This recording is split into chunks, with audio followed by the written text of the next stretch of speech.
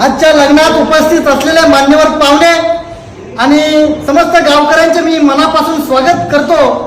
आज या लग्नात उपस्थित असलेले आपले पप्पू कदम, आपल्या गावच्या उभारीचे नेतृत्व असलेले आणि धाडशी त्यांची वृत्ती, ते आपल्या या लग्न समारंभात आशीर्वाद देण्यासाठी आलेले। मी पप्पू कदम यांना विनंती करतो, त्यांनी वधूवरास आशीर्वाद द्यावा। पप्पू कदम। धन्यवाद, तुम्ही मला आशीर्वादाची संधी दिली, पण मला काही आशीर्वाद देता येत नाही, तरी तुमच्या सर्वांचा मान ठेवून मी वधूवराला आशीर्वाद देतो। म्हणजे खऱ्या अर्थानं नवरदेवाचे आभार मानायला पाहिजे। नवरीचे 3 लफडे माहीत असूनही लग्न केलं, हे माहित नाही का?